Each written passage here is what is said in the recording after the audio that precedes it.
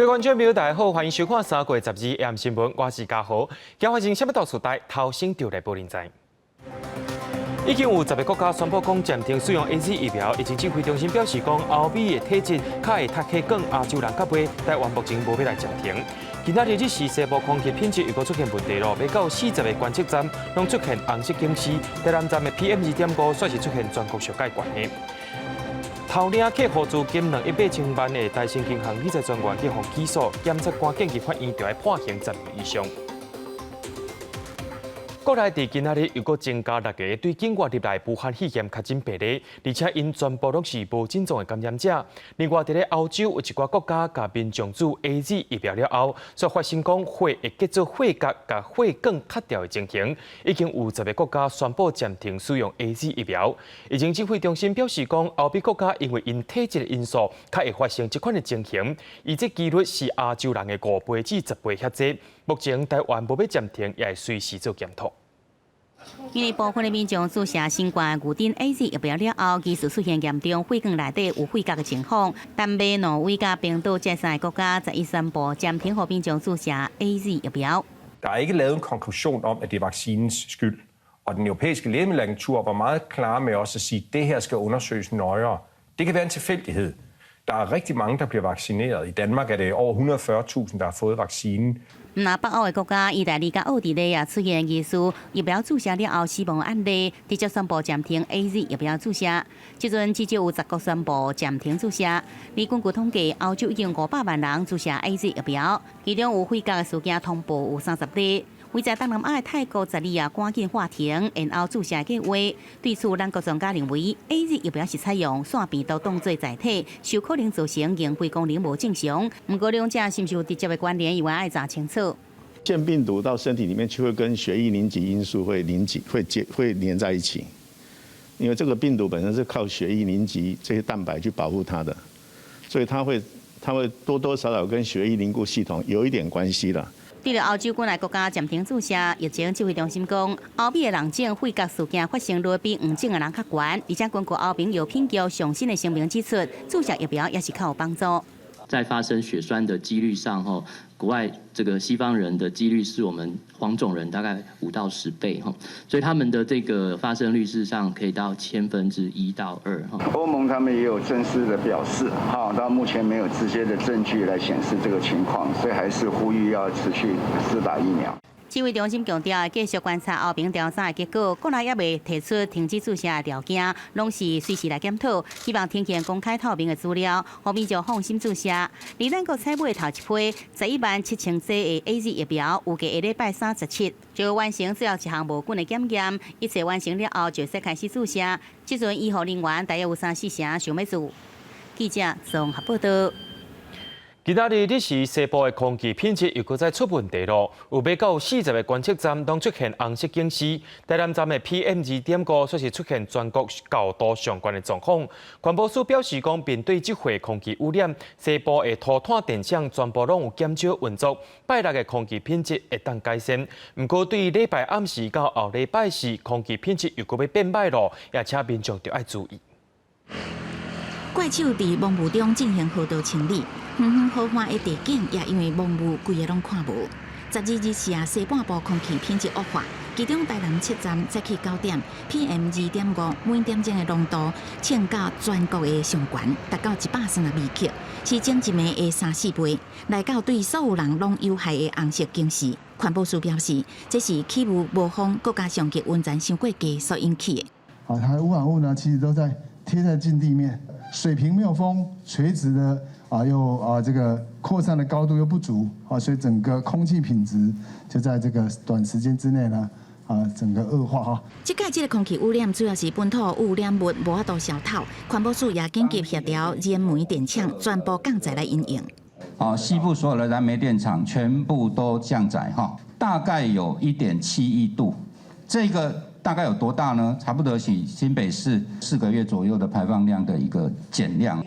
早起高雄12站有11站达到红色警示，南部反空污联盟认为讲降载强度无够，高雄市政府应该进一步要求污染大户减排，停止中小学户外活动来降低危害。本地污染敢若占3成的台南市，空气品质的指标原来红拍拍，所以5万区域防治措施会当扩大到伫风头的县市来执行。希望不只是嘉义县是我们紧邻的县市来减量而已，应该是在扩及再往上风处，比如云林以北的这些县市共同治理，会比较有效果。环保署表示，这届唔那是燃煤电厂，伫家人燃动油的协和电厂也加入降载行列，这拄好是协调伫风头的县市配合执行的做法。这届空气污染预测13礼拜6会改善，暗过刷来14礼拜暗时到后礼拜4，空气的品质会再一次恶化。记者综合报道。咱继续来关心欠水问题。新竹、苗栗、台中实行规律减少水压，半导体产业也烦恼讲无水通好用，敢会影响到未来晶片的出货率。经济部长王美花表示讲，已经有伫咧调度水资源，希望伫咧5月底之前，无论是工业要用的，或者是日常要用的，拢会当无问题。自来水公司也公布用水用真少的前10名企业，有中鋼、中油、友达、大属等等。伫目前新竹的宝山加玻璃水库有效调水率无到2成，水情正严重，的确面临着欠水的问题，恐惊冲击到半导体产业。水利署是透过区域的资源调度，由桃园支援新竹，每工20万吨半，备完水井是3.2万吨，也管办新竹紧急海胆机组1.3万吨。经济部长王美花强调，一定会确保高级产业用水无问题。这样的在调度节水就是希望到5月底让大家都还是可以正常的这个民生产业用水的供应，这个是台湾的强项，我们当然是要确保它可以供应。不过，民众党立委认为，政府才做根本解决台湾欠水的问题。除了重新检视水资源的分配，同时也合理调整使用水价。像5年前台北市水价伫咧起的时阵，20度以下盐户每一度水是5块无变，其他盐户调起将近3成。也毋过，其他县市水价是30年拢无调起。认为50度以上的盐户应该调起。台湾自来水公司这边就是50度以上的这些用水大户，目前每度大概就12块，来做调整，因为它的成本基本上就是比现在的收费都还要低。民众党立委讲，台北市政府水价调起了，这5-6年来平均每年是省水1820万吨，认为台水的水价应该爱起，透过起价带动省水。同时，民众党党团也提出气候变迁法的修法，纳入面对着极端气候，未来水资源应该如何有效运用。记者综合报道。伫咧外岛的东莒是马祖地区唯一无海水边境设备厂的岛屿，目前因水库只位只剩38公分尔。连江县的自来水厂甲军方头一届甲西谷的水运送到东莒去，目前按算会实行1个月，一天走2抓，一抓运60吨的水。另外，金门也遇到这50年来上界严重的渴旱，农水署也当咧规划讲放流水要提来压产。青浜码头这大水桶要送水到军方的 LCU 登陆艇，要甲6个10吨的大水桶水拢补满，所来对西基跨岛运水送到东基，因为东基这边无水也是马祖国岛内底唯一无海水淡化厂的岛屿，爱靠水井来储水。不过水库水位敢若剩38公分，所以讲军方赶紧来协助运水，采取西水东运，缓解东基的用水问题。我们井水本来抽取量有180，到目前大概抽取量只有80。那东莒的平均用水量大概要120到110。那中间的缺口，我们现在目前是由西莒的水来补过来。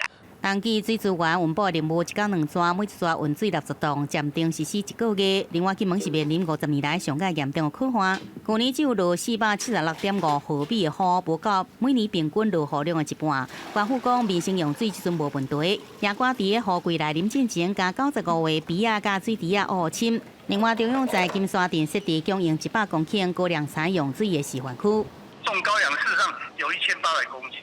那我们现在只有处理100公顷的金沙的部分，所以我们还要处理这其他的农民的高粱的种植所以一定要用到金层的水，一定要用到金层的水。再生水每天的排放量其实它相当可观，一天大概可能排出去有好几千公吨。在这个部分的话，其实我们农塘其实使用量没有到那么多，但是如果我们这些农塘挖好之后，能够跟它放流管线能够做结合的话，那其实就会对我们地区的一些农业灌溉使用非常的方便。农田水利署规划金门3阶段的用水的计划，即阵锁定金门上闹热的金社镇，每天金酒40栋，加家庭排放400栋的放流水，建议予处理过放流水做上大利用，输送到农作的所在。记者综合报道。发生在去年11月，大兴银行姓周的理财专员涉嫌偷领客户的假金，总金额有到2亿8千万遐济。这偷领的金额是有史以来上界严重的。台北地检署今日依照着违反银行法定罪，甲这位理财专员已经2名共犯起诉，甚至建议法院讲就要判刑10年以上。是利用客户对你的信任吗？钱都要哪去了？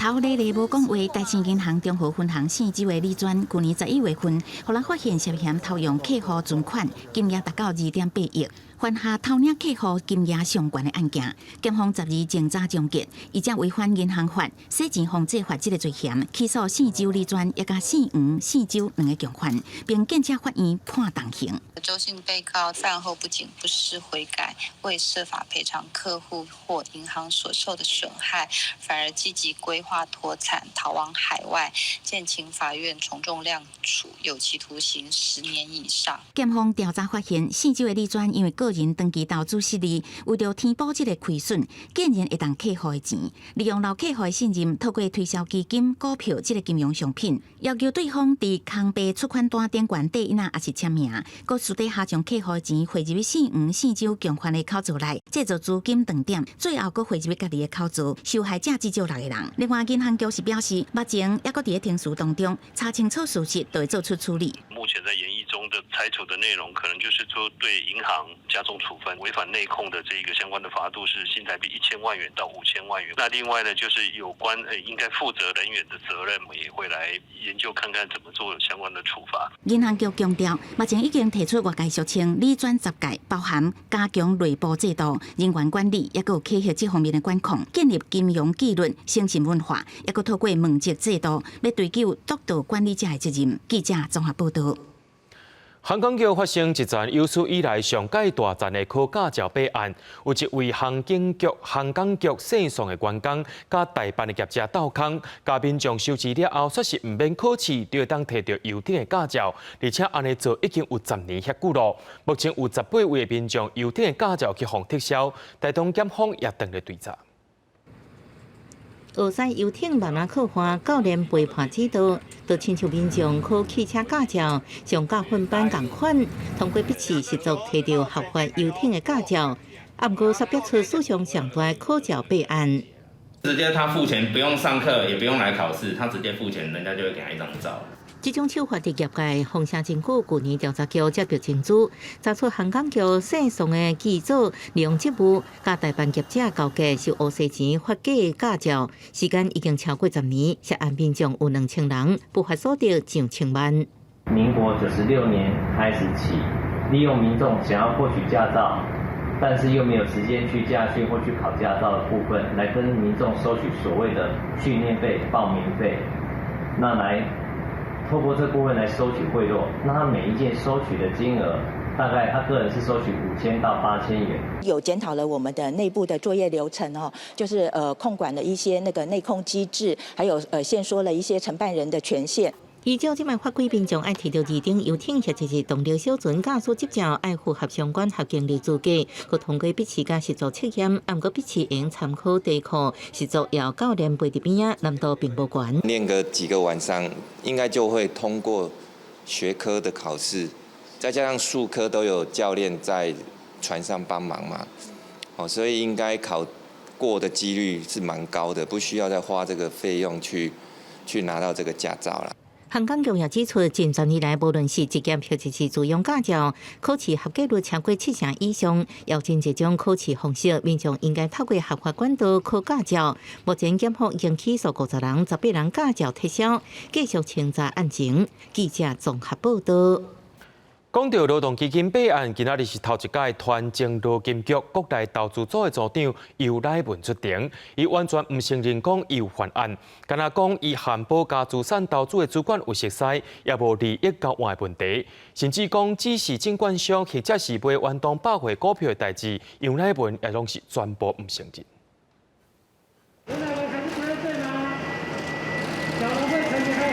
穿白色外套、闪媒体镜头，前劳金局国内投资组长尤乃文被法警带入警备车，无讲话，真紧就行至台北地方法院。劳动基金查股备案12第一摆传唤尤乃文出庭，伊开庭时阵对犯行全部否认，宣表示甲保家资产投资主管区入员熟悉，双方也真侪摆伫投资群组讨论交流，毋过拢只是开讲。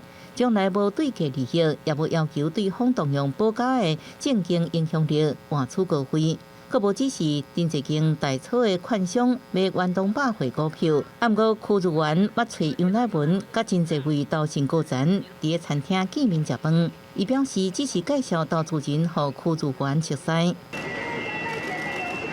另外，对尤乃文被举报涉嫌伫会议当中强势要求下卡人以相对高价者手法买远东百汇股票，伊也拢是否认，强调只有伫会议当中互投资建议，在场也无人反对。劳动基金查股备案风波继续烧，也陆续传唤相关被告出庭，还原事件真相。记者综合报道。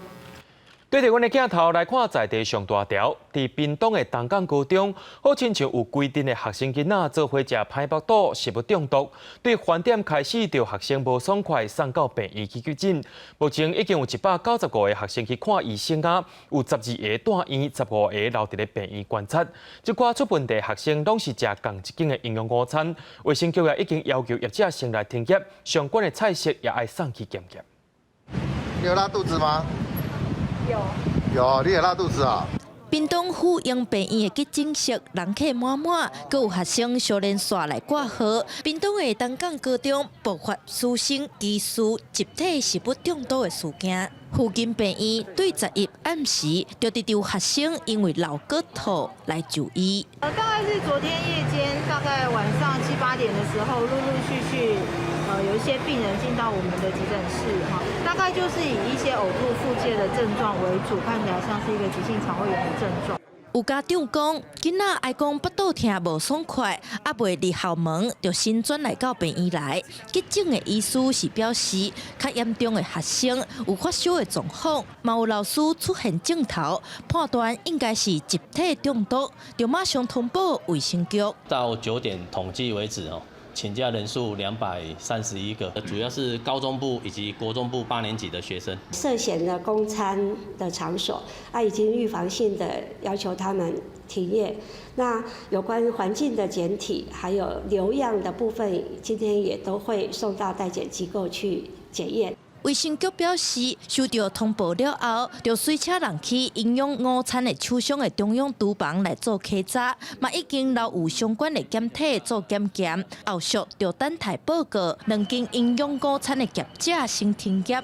校方表示，今日请假的学生有231个，早起每一个班嘛拢做消毒。屏东县长潘bình安嘛伫面册向家长甲学生来回释咧，讲县府会全面检讨营养午餐的机制。记者综合报道。 中华警方对2月开始配合警政署执行扫毒非法势力行动，伫中华的大村追查毒品案的时阵，煞超着要到800万的假钱。警方表示，讲这批假钱敢有走入去市面上，搁要进一步追查。 1000块的纸票踏过就踏，警方挂手套清点，敢若清点数量就开袂少时间。虽然场面看起来真壮观，不过全部拢是假钱，雄雄看起来甲真钱真共，都连味嘛放会出来。浮水印跟防伪线比较缺乏，好，那味道与真钞的味道好相似。 这个假钱金额达到789万3000块。中华警方为2月开始进行小连线的扫污行动，大村乡查缉卖毒集团的时阵，发现这批假钱。警方推测，可能是嫌犯用来买卖毒品的时阵使用的。不过假钱的纸质真粗，防假功能甲真钱无共，全部叫警方查扣。那我们目前持续追查它的上下游网络以及赌场，来追查它是否有夹带真钞去购买毒品或赌博等行为。假钱是毋是已经流入市面上，也有顶手的来源，警方拢爱个追查。警方表示，以往查到的假钱是外国钱较济，一届查到这么济新台票假钱成品的案例相对有较少。伪造美金的部分，它一般的那个纸质都比较粗糙，而且甚至有它的号码是相同的号码，一般民众他都说是公司的老板交代的，然后是搬家的时候家里的老房子发现等等，用一些来搪塞。保持总队提醒民众，真钱会有贪光的铺水印，也甲防假线比较较幼，纸质原来无共，这拢是辨认的关键。民众若做收到假钱，一定要依照程序报警处理。记者综合报道。伫咧台北的士林夜市最近有真侪店家拢倒店店家也反映讲，主要是受到疫情影响，人客减少60%以上，收入变少，租金又搁贵，只好离开士林夜市。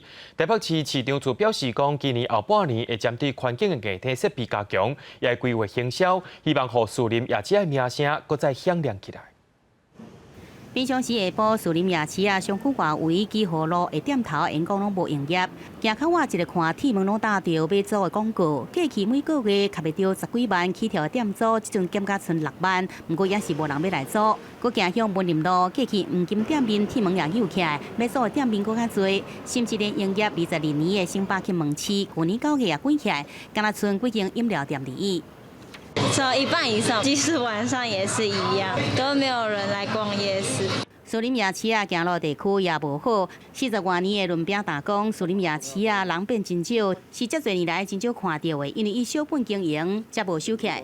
唔捌人的咧，即马人拢足少的，到9点就拢无人啊，我做这都拢伫遮帮做啦。士林夜市过去就算是巷仔内底拢会使出租做生意，不过即阵无观光客，敢若剩大型连锁运动的用品店也挡会牢。一般的服装甲鞋店业者讲，去年出头价已经降租，抑过无人就是无生意，一直经调咧真辛苦，讲3月底也有一波倒店的情形。因为大家有的合约都到3月底嘛，所以3月底应该还有一波会收起来。目前能在这边做的几乎都是盯着，就看谁口袋深了。根据台北市商业处统计，去年台北市解散、休困甲废止的店头有13606间，今年1月到2月佫增加1893间，离士林夜市超过有70间店是拢关起来。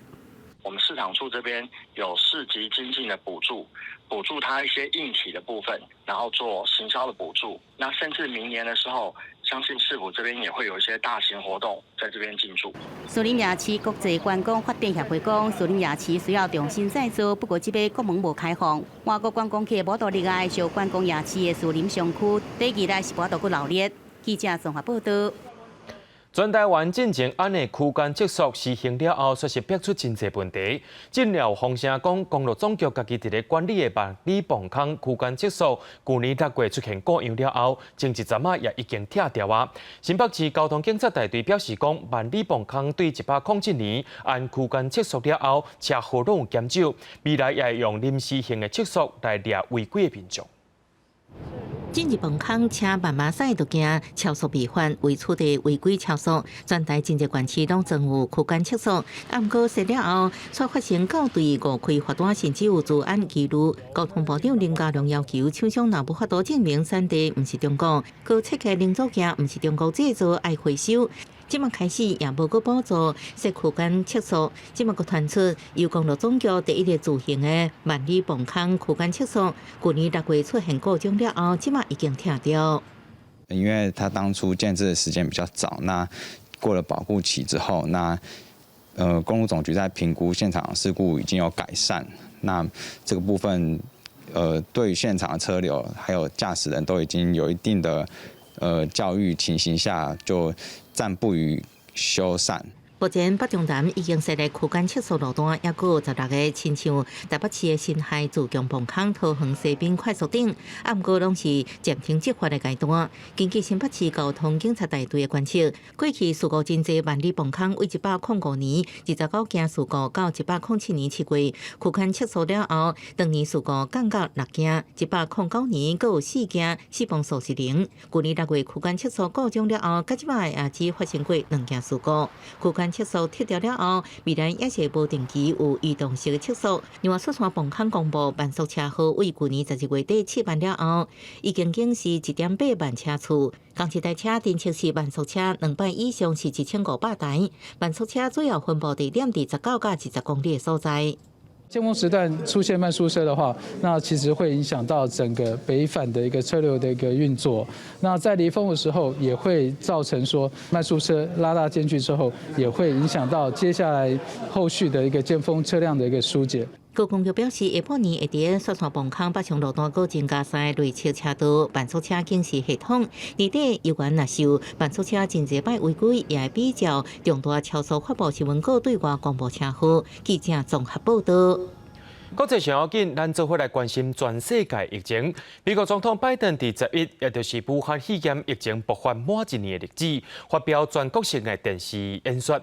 拜登下令各州爱伫5月初进前，予所有成年人都会当注疫苗，而且甲7月初是定做是一个美国国庆日一天咧，来定做是脱离疫情会当正常过生活日子。美国总统拜登在暗时黄金时段发表上台以来头一场全国性的电视演说，专长24分钟的谈话，拜登规划热天美国人回归正常生活的路线图。I said I intended to get 100 million shots in people's arms in my first 100 days in office. Tonight, I can say we're not only going to meet that goal, we're going to beat that goal. Because we're actually on track to reach this goal of 100 million shots in arms on my 60th day in office. No other country in the world has done this. 一年前的这一天，正是新冠病毒方正式认定是造成全球大流行的日子。到时阵，超过53万的美国人为着这个病毒而过身，种种防疫封城的做法造成几百万的工作流失。尽管这阵防疫有进展，不过拜登敦促民众千万袂使放松，爱甲嘴掩挂好，保持社交距离，定定洗手，注意个人的卫生。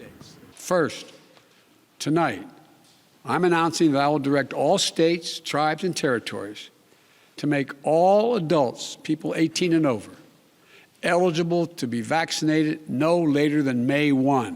除了放宽疫苗注射的年龄资格限制以外，也宣布会加派4000名的兵力协助注射工作，并且开放温准兽医甲气管医师也加入执行注射行列，并且搁再增加注射的地点。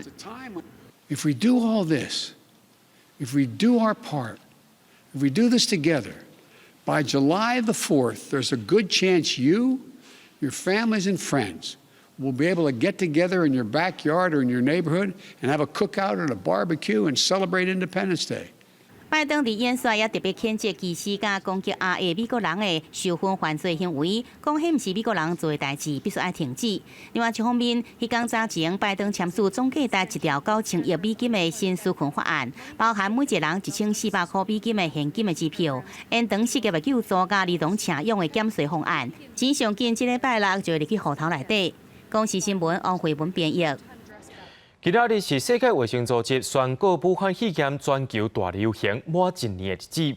这1年以来，全球受到疫情的吞打。联合国秘书长古提瑞斯表示讲，各国拢开始注疫苗啊，也代表讲公平的日子就特别来到。也讲到每一个国家拢会当真公平注着疫苗，是当今上界大的道德考验。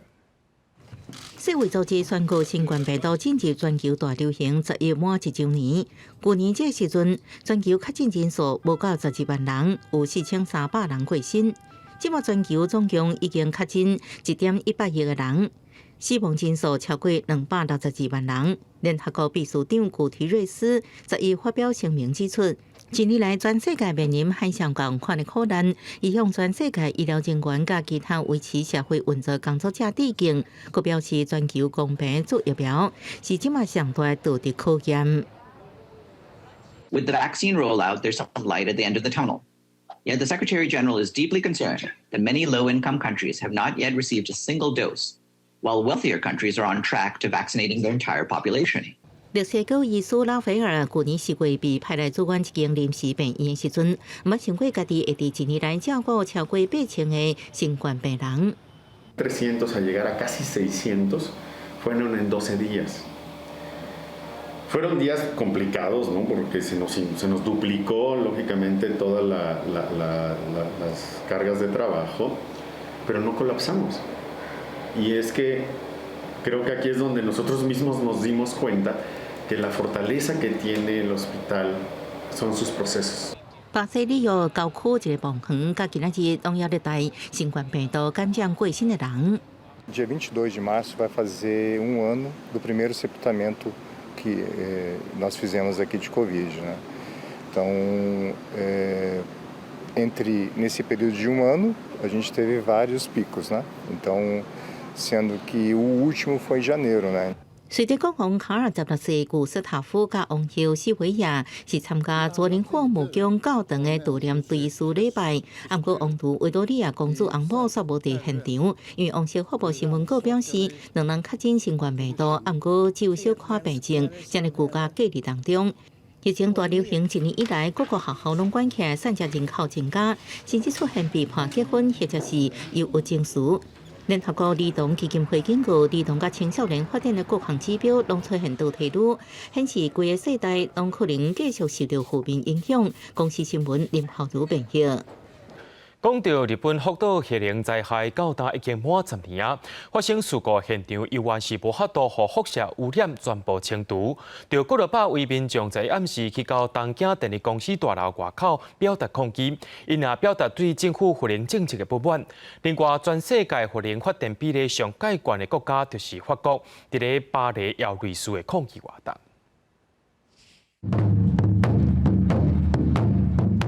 法国人大力拍出的节奏，甲现场几百位的民众心情相关震动。参加的民众指出，福岛核能灾变的现场不是传出辐射污染外泄，清除工作是真侪问题。更加变讲，真侪当年香港走离工园的民众，到即阵拢处在无家可归的状态。不过10年过去啊，除了灾民家己，日本社会敢若渐渐袂记的福岛核灾，敢若这件代志拢毋捌发生过。今どんどん関心が薄れてしまって、もうちょっとみんなもう忘れちゃったんじゃないのっていうのが非常になんかこう日本社会に危機感がありまして、もう一度10年経って忘れるんじゃなくて思い出して。相关的场景也出现在法国巴黎，反核团体集合民众在防疫做法限制出席人数之下，表达对核能的发展甲能源的政策无信任。10 ans après, ce qu'on constate, c'est que ces travaux ils sont pas suffisants. On n'est qu'à la moitié du chemin finalement. 法国核能发电占总发电量超过70%，是全世界核电比例上悬的国家。不过，邻近的德国就无同款咯。Es bleiben nukleare Risiken, die weitere konsequente Schritte erfordern in Deutschland, in Europa und natürlich auch weltweit. Das ist die Botschaft des heutigen Jahrestages. Die Arbeit ist mit dem deutschen Atomausstieg Ende 2022 nicht beendet. 2011年福岛核能灾变了后，德国马上加速废除核电的卡布，四间另外公司的17座反应炉，即阵已经有13座关起来，其他4座有定在今年到明年2年陆续除役。公司新闻，徐嘉玲编译。今年的英国魅力女性奖伫咧当地时间11颁奖，伫咧前线对抗疫情的英国国家卫生局医疗人员，这回是得到特殊变革者的奖项。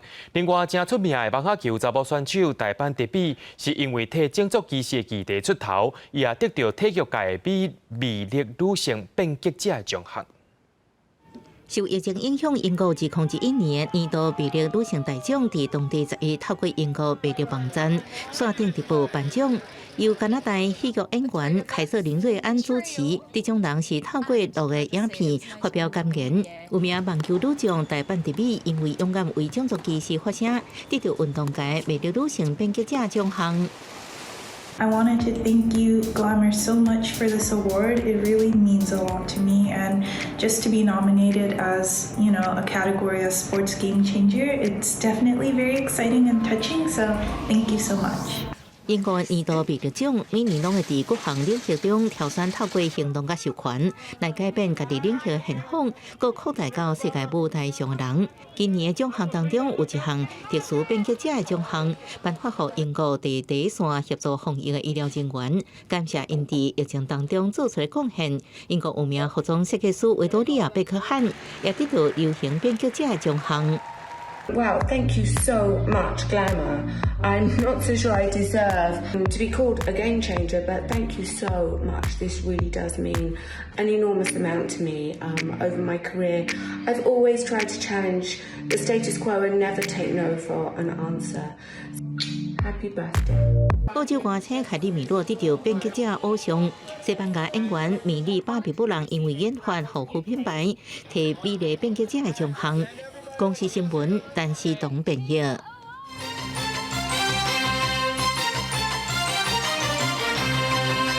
中国人民代表大会通过修改香港的选举制度，外界也认为讲安尼做等于是把民主制度收回去。美国、英国后边也拢发出声明谴责中国。3月18日，美国国务卿布林肯就甲中国外交部长王毅等人会谈。美国的国务院也讲，这是一场真困难的会谈。北京也表示讲，伫咧香港甲台湾的议题，美国绝对袂退让。中国人大10日表决通过修改香港选举制度，设立真侪项选举的候选人审查制度，各中国特首选举委员会甲立法会被看作是没收民主。国务院港澳办副主任张晓明10日开记者会，提出修改香港选制3大重要意义，是要修补香港法律制度的漏洞，搁互香港民主更加稳健。构建符合香港实际情况、有香港特色的民主制度，要求爱国者治港，或者要求治港者必须是爱国者，这是天经地义。对香港选制做着修改，澳门外长发表声明谴责中国，各讲可能采取其他措施支持香港。英国外交大臣拉布也表示，这是北京违抗香港民主辩论空间的上新部署，甲中国家己做出的承诺事实违背。美国国务卿布林肯也批评北京继续攻击香港民主制度，爱当局和9月立法会选举照常举行，可以透明而且公信力的方式来接每一位候选人。We condemn the PRC's continuing assault on democratic institutions in Hong Kong in order to defy the clear will in Hong Kong and deny their voice in their own governance. 因为美中高层2加2对话下礼拜18就要开始，美国即马谴责中国改变香港选举制度，佮表明新疆种族灭绝会列入议题当中，有个甲时阵会是一场艰困的讲话。北京也表明，无论压制香港民主或者是台湾议题，美国伫谈论过程当中绝对袂退让。Whether it's on Taiwan or recent efforts to push back democracy in Hong Kong, they will not be holding back in the conversation. 对美中高层对话可能讲到台湾议题，外交部表示已经顺利伫事前甲美方沟通，佮请美方伫事后向台湾简报说明会谈的内容。记者综合报道。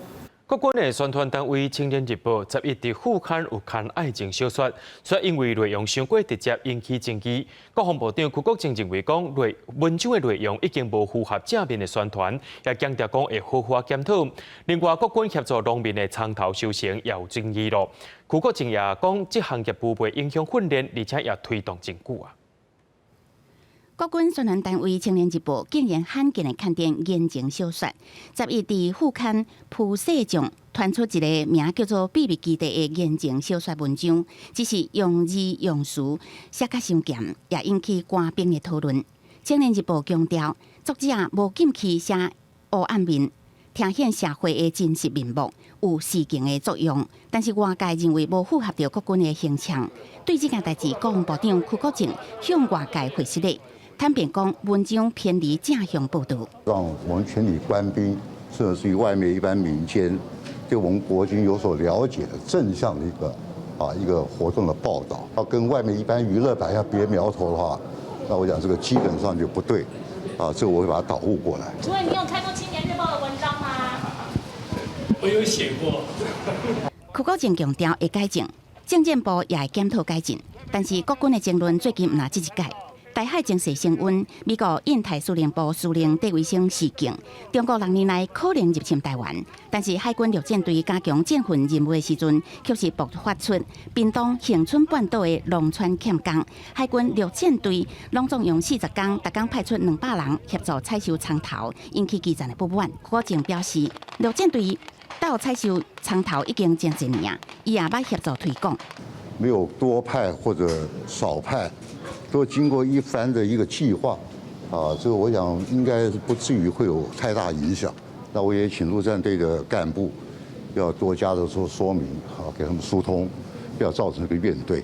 调整队指挥部表示，安尼做展现军民一家精神，协助采收葱头的兵力纳入年度兵力运用规划，未影响到部队演训任务。对于地位性的事件，国政强调，国军袂因为一句话就未演成轰动，会一步一步做，请国人对国军要有信心。记者综合报道。讲到这阵啊，最近是安栋栋3月12就立委召开记者会，讲应该趁着这个机会来检讨水钱的合理性。毛今民间团体认为讲，台湾的水钱伤过俗啊，建议会当参考电钱这款跳减的费用计算方式，用愈侪钱也就爱收愈侪。最近紧张部分地区已经开始减压甲减量供水，但民众党的立院党团3月12开记者会，讲应该趁这个机会重新审视水资源分配甲水费的关系。但民众党团指出，每个月用水量超过50度的户数，敢若占总体用水户数的5%，但是用水量却占整体的41%。台湾的水价平均起来大概是11块。我们一般市井小民用大概20度以内，1度大概是7块多到这个9块多。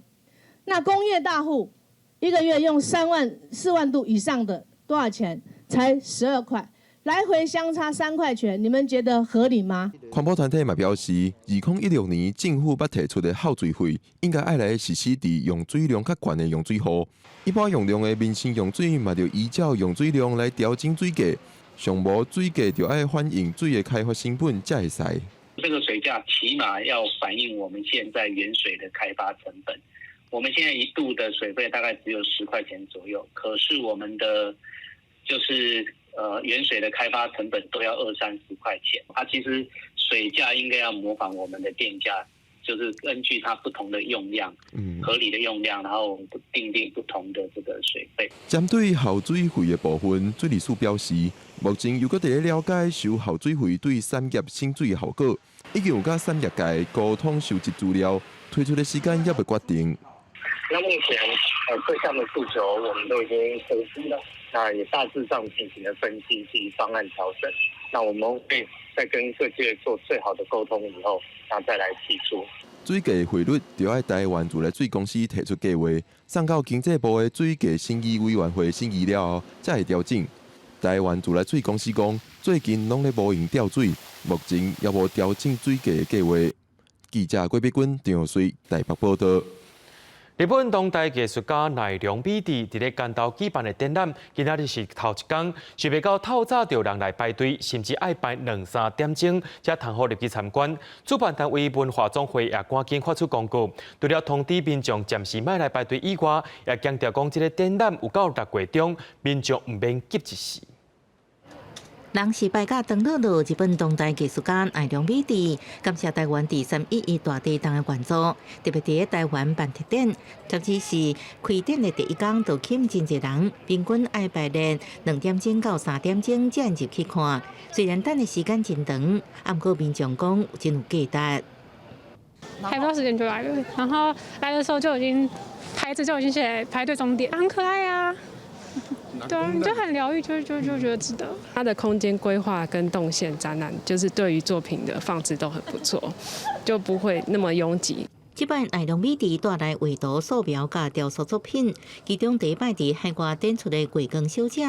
画出伊伫大地震时阵的心情感受，佮特别为台湾创作朦胧调摄一天，互民众甲创作近距离交流。考虑防疫甲参观品质，工作时间上侪用了45人。虽然无限制看时间，不过动线指出不尽，有过1点钟上侪开放150人一场。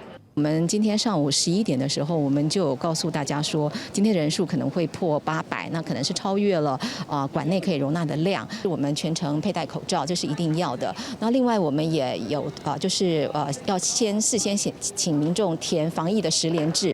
文化总会强调，会透过网络社群及时公布人数信息，民众应先查等的时间，也强调登记到6月20日，率去1个到台南甲高雄展出，民众免抢伫即马看。记者综合报道。行政院的灾害防救演习甲国防部的民安结合演习，对3月到5月这段期间，要伫咧6都也个5个县市来举办。3月11头一场伫咧嘉义市，这届演习的主题是地动事故，由直升机对南投飞来到嘉义，暂时停伫咧国校仔的校园内面。直升机伫咧学生囡仔的目睭前，有的人是看甲目睭唔甘呢。直升机降落伫咧学校的运动场，看到这种特殊的情况，学生拢真兴奋。那个感觉很新奇，然后有点想飞行员。嘉义市昨下晡举办台湾第一场民安7号演习，假设嘉义发生大地震，造成民家厝倒去、火车败马等重大事故，除了消防单位、军方等45个救灾单位投入。嘉义市5间病院动员组织的救护团队，嘛趁这届机会累积经验。它就是5家急救责任医院里面的这些医护人员，我们把它集结起来，先做一个 DMAT 的一个初阶训练，之后再一个进阶训练。总共有19个状况，那么包括了除了风水灾之外，最主要在这边演练的现场是一个赈灾演练。除了风灾演练，现场阁有准备一寡体验的设备甲单位。要向来参加的学生跟社区民众宣导防灾观念。我们都有安排很多都一些里民来参与这一项的工作。为什么？因为平时唤起了他们有警觉之心的时候，到时候临阵的时候你不会搅乱。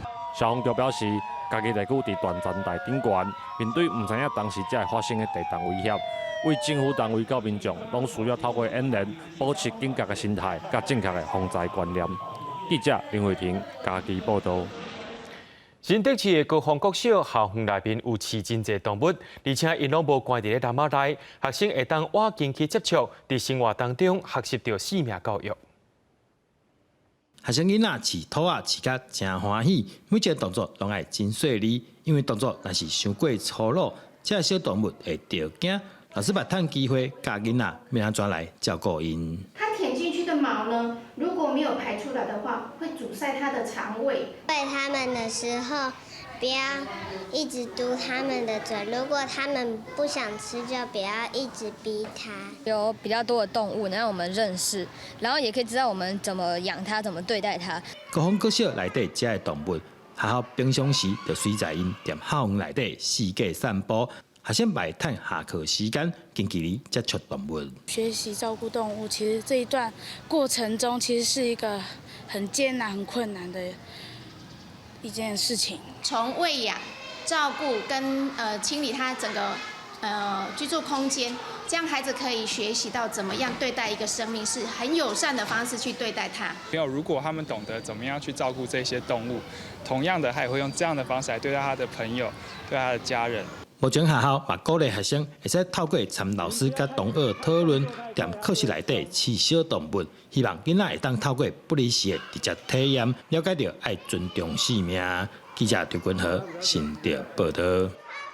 讲到学插花，敢一定就爱伫咧室内底。咱来到婚礼的那内，有一位插花老师，有当时会办户外的插花课。最近就和那内公园管理处合作，甲民众用公园内面的花，用现场的素材来插花，咱做伙来看卖。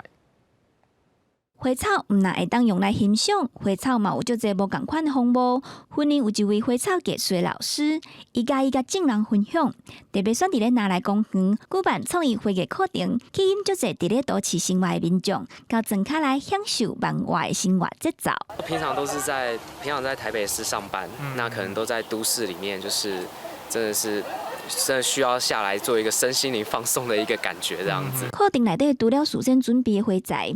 制作盆花，上特别是用上课的所在，为大自然内底去收集。因为就平常我们都在都市生活，所以也是第一次就可以下来拿大自然的素材来做我们这一次花艺的样本，这样就蛮特别的。主办人是嘉义花草艺术讲师邱天章，伊本身嘛是婚姻在地人，无定是举办野地花艺课程，带大家伫大自然内底插花、创作花艺，享受文化。邱天章嘛希望透过伫咧大自然内底，原来阮心中的土地是遮尔啊水。是请说。我自己是在云林这个地方生长的孩子，所以我们在这边生长久了之后，你会发现这个土地里面有一些值得大家去探索或是看见的一些地方。然后他们会透过采集的活动去认识土地里面所生长出来的一些野花野草，用不一样的角度去看待这些植物生长的样子。邱天忠表示，透过收集花草，制作出每一个人独一无二的作品。过程当中，毋但互大家对花草阁有更较深的认识，阁会当创作出足侪变化。上重要的是对活动接触大自然，希望互更较侪人发现土地的水。记者综合报道。3月13是28事件台南律师唐德忠受难的日子。唐德忠的旧厝伫咧去年透过在地文书团体募资抢救征收了后，要伫13这天正式开放参观。不过台南市古迹审议会议最近才决议讲，唐德忠的旧厝无文书保存的身份。唐德忠纪念协会也表示讲，这项决议袂影响到旧厝的保存甲历史意义。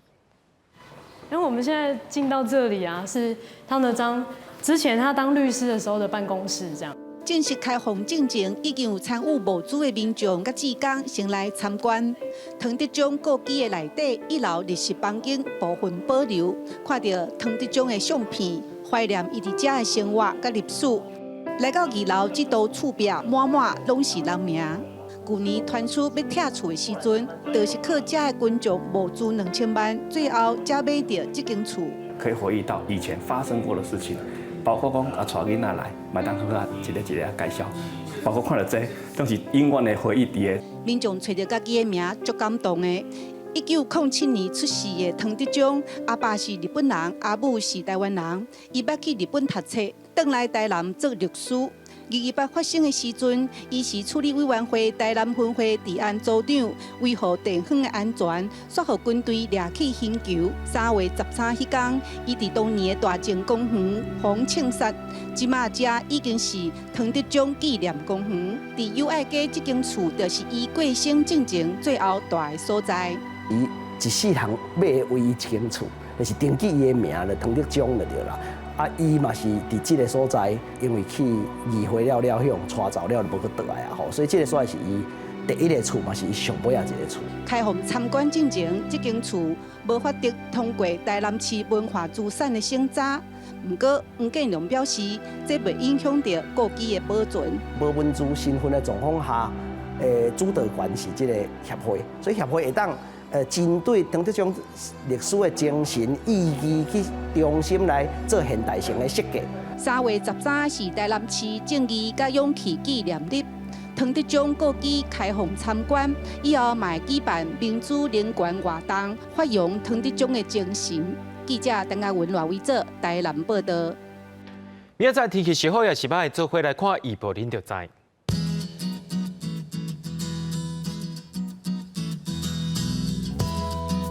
北部地区对16度到21度，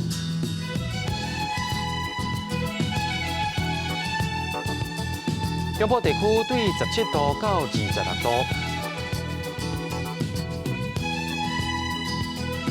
南部地区对19度到28度，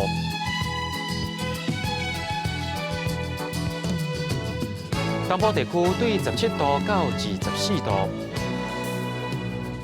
再来看外岛地区，对13度到20度。新闻最后，感谢各位观众朋友收看今日暗新闻，我是嘉豪，咱再会。